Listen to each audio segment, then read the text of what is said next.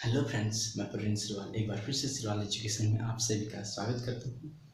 दोस्तों, आज के इस नए वीडियो में हम पढ़ेंगे भारतीय राष्ट्रीय कांग्रेस। दोस्तों, भारतीय राष्ट्रीय कांग्रेस की स्थापना ए.ओ. ह्यूम के द्वारा 28 दिसंबर 1885 को की जाती है। इस समय ए.ओ. ह्यूम ब्रिटिश सरकार की सिविल सेवा में होते हैं और वहाँ से सेवानिवृत्ति के बाद यानी कि रिटायर होने के बाद मद्रास के लेफ्टिनेंट गवर्नर के पद पर चुने जाते हैं। लेकिन जल्दी ही वे इस पद को क्या कर देते हैं, ठुकरा देते हैं, क्योंकि वे जानते थे कि वे इस पद पर रहकर यानी ब्रिटिश सरकार के पद पर रहकर भारतीयों की सच्ची सेवा नहीं कर सकते थे। वे भारतीयों को राजनीतिक रूप से क्या करना चाहते थे, एकत्रित करना चाहते थे। वे काफ़ी उदारवादी व्यक्तित्व के थे, इसलिए वे जानते थे कि भारतीयों में क्या था, राजनीतिक चेतना का अभाव था और वे भारतीयों को राजनीतिक रूप से एकत्रित करना चाहते थे, एक संघ के रूप में एकत्रित करना चाहते थे। दोस्तों, भारतीय राष्ट्रीय कांग्रेस की स्थापना का जो विचार है यानी वास्तव में जो इसका विचार है वो डफरिन ने दिया था।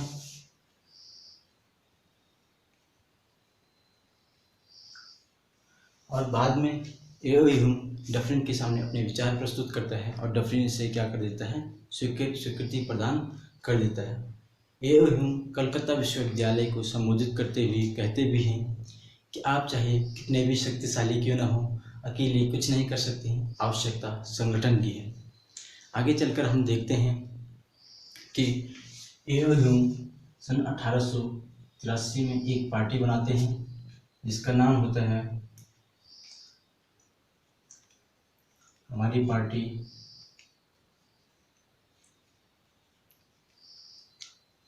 तिरंग पार्टी। और पुनः सन 1885 में आगे चलकर इसका नाम बदलकर भारतीय राष्ट्रीय संघ कर दिया जाता है।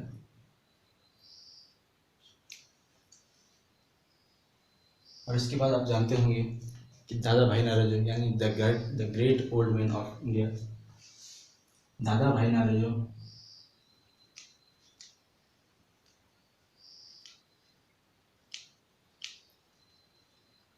एक सुझाव देते हैं और उस सुझाव में कहा जाता है कि भारतीय राष्ट्रीय जो संघ था उसका नाम बदल कर क्या कर दिया जाता है, भारतीय राष्ट्रीय कांग्रेस कर दिया जाता है।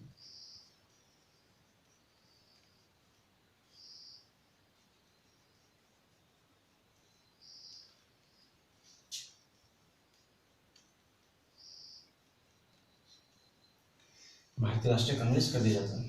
दोस्तों, भारतीय राष्ट्रीय जो कांग्रेस जो शब्द है वो अमेरिका के अमेरिका के संसद से लिया गया था। और कांग्रेस का अर्थ होता है लोगों का समूह।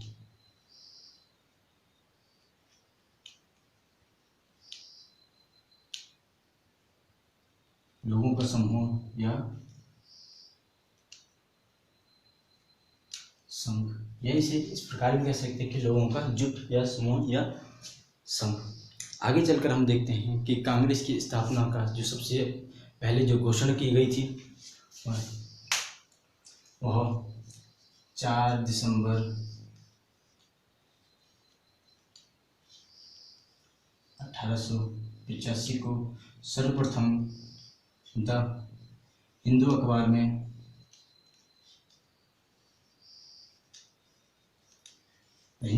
कांग्रेस की स्थापना की घोषणा कर दी जाती है। और इसके बाद 28 दिसंबर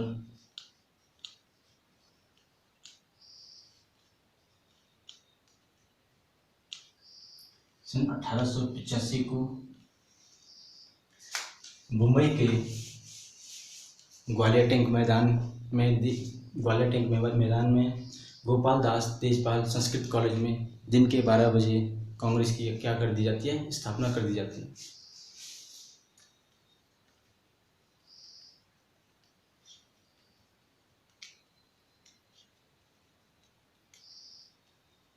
ग्वालियर टैंक मैदान में गोपाल दास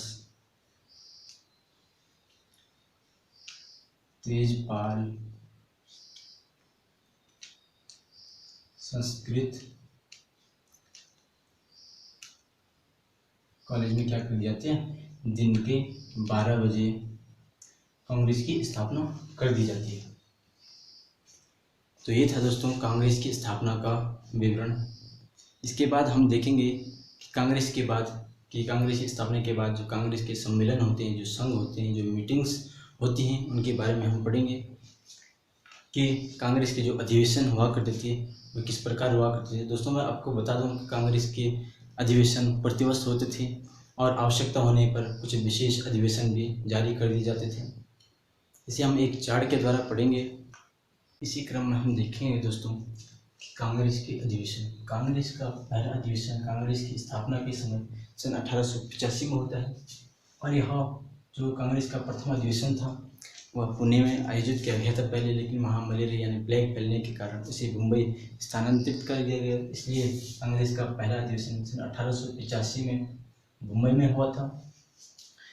WC बनर्जी कांग्रेस के प्रथम अध्यक्ष थे और कांग्रेस की स्थापना के समय कांग्रेस में कुल 72 सदस्य थे जो कि कांग्रेस के ही सदस्य थे। कांग्रेस के कभी कभी क्वेश्चन आ जाता है दोस्तों कि कांग्रेस के प्रथम महासचिव कौन थे, तो आंसर हो जाएगा हमारा कांग्रेस के प्रथम महासचिव कांग्रेस के स्थापनाकर्ता यानी ए.ओ. ह्यूम थे। कांग्रेस का दूसरा अधिवेशन सन 1886 में कलकत्ता में आयोजित किया गया था और दादा भाई नौरोजी इसके क्या होते हैं, अध्यक्ष होते हैं। दादा भाई नौरोजी इसके बाद भी सन 1886, 83 और 1906 में यानी 3 बार भारतीय राष्ट्रीय कांग्रेस के अधिवेशन के क्या रह चुके हैं, अध्यक्ष रह चुके हैं। कांग्रेस का चौथा अधिवेशन सन 1887 में मद्रास में आयोजित किया गया था और बद्रुद्दीन तैयब क्या होते हैं, इसके अध्यक्ष होते हैं।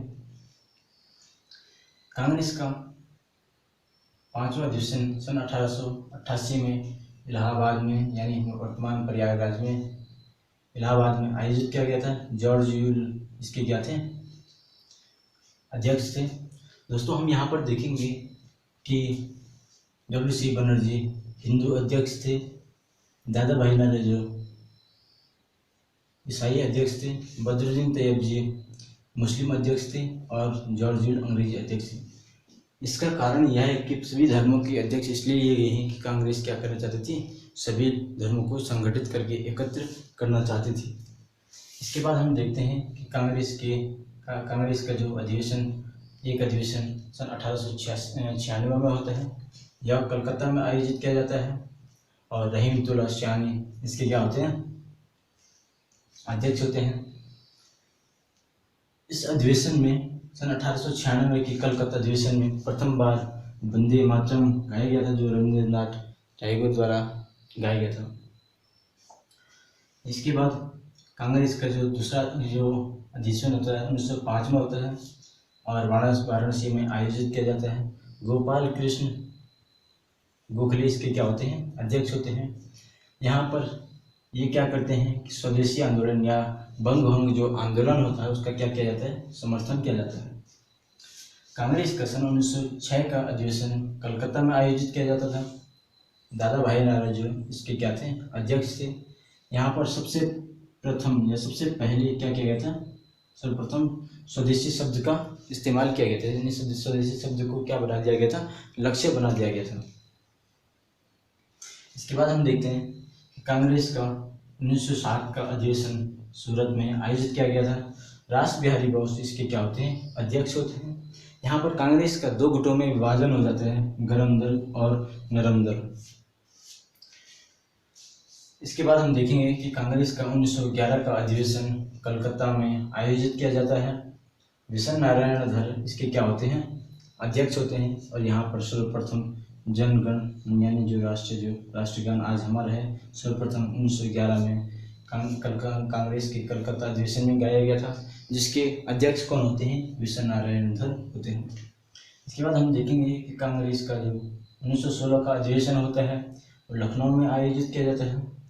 अंबिका चरण मजूमदार इसकी क्या होती हैं, अध्यक्ष होती हैं। यहाँ पर एक चीज़ देखने को मिलती है कि गरम दल और नरम दल दोनों में क्या हो जाता है, समझौता हो जाता है। साथ ही जो मुस्लिम लीग और कांग्रेस का जो बंटवारा हुआ था उनमें भी क्या हो जाता है, समझौता हो जाता है। 1917 का कांग्रेस का अधिवेशन कलकत्ता में आयोजित किया गया था। एनी बेसेंट इसकी अध्यक्ष थी और ये क्या थी, प्रथम कांग्रेस अध्यक्ष थी या प्रथम महिला अध्यक्ष थी कांग्रेस के अधिवेशन की। 1920 का कांग्रेस का अधिवेशन कलकत्ता में आयोजित किया गया। लाला लाजपत राय इसके क्या थे, अध्यक्ष थे। यहाँ पर असहयोग का जो प्रस्ताव है वह पारित नहीं होता और ये जो अधिवेशन था ये क्या था, विशेष अधिवेशन था। इसके बाद सन 1920 में ही कांग्रेस का क्या किया गया, दूसरा अधिवेशन किया गया जो क्या था, वार्षिक अधिवेशन था। और इसके अध्यक्ष वीर राघवाचार्य थे। यहाँ पर कांग्रेस की यहाँ जो असहयोग आंदोलन गांधी जी का था उसका जो प्रस्ताव था वो क्या कर लिया गया था, पारित कर लिया गया था। इसके बाद हम देखते हैं कांग्रेस का सन 1924 का अधिवेशन बेलगांव में आयोजित किया गया था और ये काफ़ी एग्जाम के दृष्टिकोण से काफ़ी महत्वपूर्ण भी है।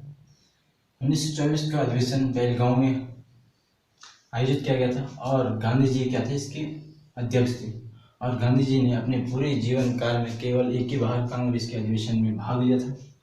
इसके बाद हम देखेंगे कि कांग्रेस का 1925 का अधिवेशन कानपुर में आयोजित किया गया। सरोजिनी नायडू क्या थी, इसकी अध्यक्ष थी और सरोजिनी नायडू जो थी भारत की प्रथम महिला कांग्रेस की अध्यक्ष थी।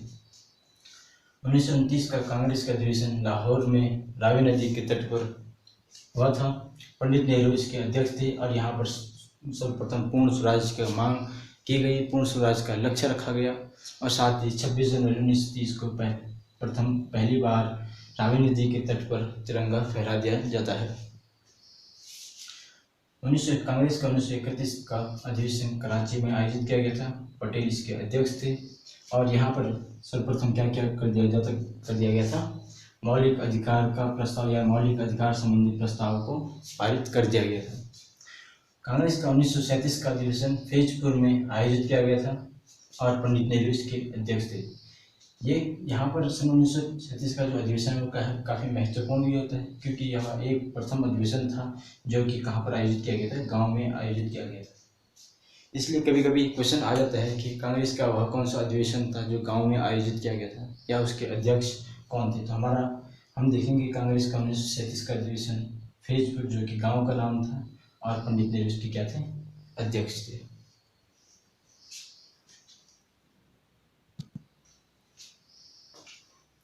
इसके बाद दोस्तों हम देखेंगे कांग्रेस का 1938 और 1940 का जो अधिवेशन है वो हरिपुरा जो कि त्रिपुरा में पड़ता है का अधिवेशन सुभाष चंद्र बोस के द्वारा किया गया था और इसमें राष्ट्रीय नियोजन समिति का क्या कर दिया जाता है, गठन कर दिया जाता है और इसके प्रथम जो अध्यक्ष होते हैं पंडित नेहरू को चुना जाता है। कभी कभी दोस्तों एग्जाम में क्वेश्चन आ जाता है कि राष्ट्रीय नियोजन समिति की स्थापना कब हुई थी, तो आंसर हो जाएगा 1938 में। और किस अधिवेशन में हुई थी, तो आंसर हो जाएगा 1938-1940 के हरिपुरा अधिवेशन में और अध्यक्ष कौन थे, सुभाष चंद्र बोस थे। यहाँ पर क्या होता है दोस्तों, त्यागपत्र के बाद डॉक्टर राजेंद्र प्रसाद क्या बन जाते हैं, अध्यक्ष बन जाते हैं। क्योंकि यहाँ पर गर्म दल और जो नरम दल होते हैं, गर्म दल में गर्म दल द्वारा सुभाष चंद्र बोस को क्या बना दिया जाता है, अध्यक्ष के लिए जो चुनाव होते हैं उनमें उम्मीदवार बना दिया जाता है। और जो नरम दल होते हैं, गांधी जी के द्वारा पटाभी सीतारामैया को क्या कर दिया जाता है, अध्यक्ष पद के लिए उठा दिया जाता है। लेकिन सुभाष चंद्र बोस चुनाव जीत जाते हैं और जिससे गांधी जी नाराज हो जाते हैं। बाद में सुभाष चंद्र बोस त्यागपत्र दे देते हैं और उसके बाद अध्यक्ष कौन चुने जाते हैं, डॉक्टर राजेंद्र प्रसाद चुन लिए जाते हैं। यहाँ पर गांधी जी कहते भी हैं कि गांधी मर सकता है किंतु गांधीवाद नहीं। तो ये भी क्वेश्चन आता है कि यह कथन किसका था कि गांधी मर सकता है तो कि गांधीवाद नहीं, तो आंसर हो जाएगा गांधी जी। इसके बाद हम देखेंगे 1940 से 1945 का जो कांग्रेस के अधिवेशन होते हैं उसमें अब्दुल कलाम जी क्या होते हैं, अध्यक्ष होते हैं और ये सबसे लंबे कार्यकाल के और युवा अध्यक्ष होते हैं। इसके बाद हम देखेंगे कांग्रेस का 1946 का अधिवेशन मेरठ में आयोजित किया जाता है और JB कृपलानी इसके क्या होते हैं, अध्यक्ष होते हैं। 1948 का कांग्रेस का अधिवेशन जयपुर में आयोजित किया जाता है। पट्टाभी सीतारामैया इसके क्या होते हैं, अध्यक्ष होते हैं। और यह क्या होता है, स्वतंत्रता के बाद भारत में स्वतंत्र भारत में कांग्रेस का क्या होता है, यह प्रथम अधिवेशन होता है। तो ये थे दोस्तों कांग्रेस के जो अधिवेशन, विभिन्न अधिवेशन थे, किस प्रकार अधिवेशन होते हैं। कभी कभी दोस्तों क्वेश्चन आ जाता है कि कांग्रेस के संस्थापक सदस्यों में निम्न में से कौन। तो हम कांग्रेस के संस्थापक सदस्यों में हम देखेंगे कि सर्वप्रथम दादा भाई नौरोजी,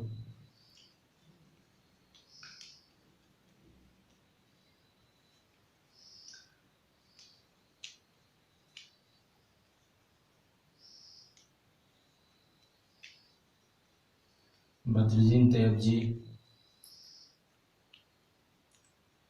WC बनर्जी आदि। तो हमारा कभी कभी क्वेश्चन इस प्रकार से आ जाता है कि कांग्रेस के संस्थापक सदस्यों में कौन कौन थे, दे देगा 3 कुछ और दे देगा और इनमें से एक, तो आंसर हो जाएगा हमारे इनमें से जो भी आएगा वो हमारा क्या हो जाएगा, आंसर हो जाएगा। तो आज के लिए दोस्तों इतना ही, मिलेंगे अगले वीडियो में बहुत जल्दी ही।